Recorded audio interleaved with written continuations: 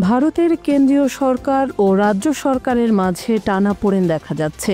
Seven sisters, Kashmir, Kerala, Tamil Nadu এসব রাজ্য নিয়ে বিভিন্ন ইস্যুতে মোদী সরকারকে বেশি চাপে থাকতেই দেখা যায়। এবার জানা গেল ভারতের দক্ষিণাঞ্চলীয় রাজ্য তামিলনাড়ু স্বায়ত্তশাসন চায়। মুখ্যমন্ত্রী কে স্টালিন রাজ্যের অধিকার রক্ষায় ও কেন্দ্র রাজ্য সম্পর্ক উন্নত করতে একটি উচ্চ পর্যায়ের কমিটি গঠন করেছেন। এই কমিটিকে রাজ্যের স্বায়ত্তশাসন নিশ্চিত করার জন্য সুপারিশ প্রস্তাব তৈরির দায়িত্ব দেওয়া হয়েছে। মঙ্গলবার এক প্রতিবেদনে এই তথ্য জানিয়েছে ভারতীয় সংবাদ মাধ্যম এনডিটিভি।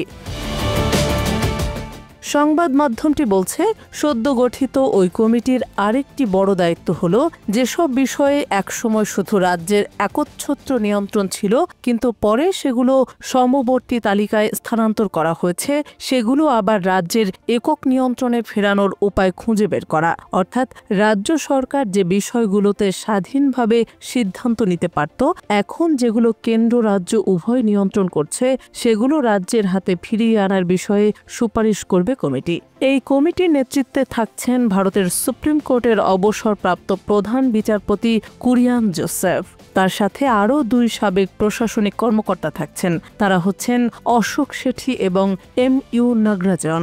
তারা ভারতীয় সংবিধানে থাকা যুক্তরাষ্ট্রীয় কাঠামো বা ইউনিয়ন অব স্টেটস এর ঐক্য অক্ষুণ্ণ রেখে বর্তমান আইনগুলোর মূল্যায়ন করবেন। কমিটিকে 2026 সালের জানুয়ারির মধ্যে অন্তর্বর্তী রিপোর্ট ও 2028 সালের মধ্যে চূড়ান্ত রিপোর্ট জমা দিতে বলা হয়েছে। মুখ্যমন্ত্রী স্টালিন বিধানসভায় বলেছেন, এই উদ্যোগ কেবল তামিলনাড়ুই নয়, ভারতের সব রাজ্যের অধিকার রক্ষার লক্ষ্যেই নেওয়া হয়েছে। বর্তমান রাজনৈতিক প্রেক্ষাপটের কারণে স্বায়ত্তশাসনের লক্ষ্যে কমিটি গঠনের এই পদক্ষেপটি বেশ গুরুত্বপূর্ণ। তামিলনাড়ুর ক্ষমতাসীন দল ডিএমকে ও কেন্দ্রের বিজেপি সরকারের মধ্যে শিক্ষা ব্যবস্থা সহ নানা বিষয়ে টানাপোড়েন চলছে। ডিএমকে ও বিজেপির দ্বন্দ্ব ক্রমেই রাজনৈতিক রূপ নিচ্ছে। এর মধ্যে রয়েছে আসন পুনর্বিন্যাস নিয়েও আশঙ্কা, যা উত্তর ভারতের হিন্দি ভাষাভাষী রাজ্যগুলোকে বেশি আসন দিতে পারে এবং তামিলনাড়ুর মতো রাজ্যের প্রতিনিধিত্ব কমিয়ে দিতে পারে। তামিলনাড়ুতে ঐতিহাসিকভাবে বিজেপির শক্ত কোনো অবস্থান নেই এবং 2026 সালে রাজ্যটিতে বিধানসভা নির্বাচন হওয়ার কথা রয়েছে।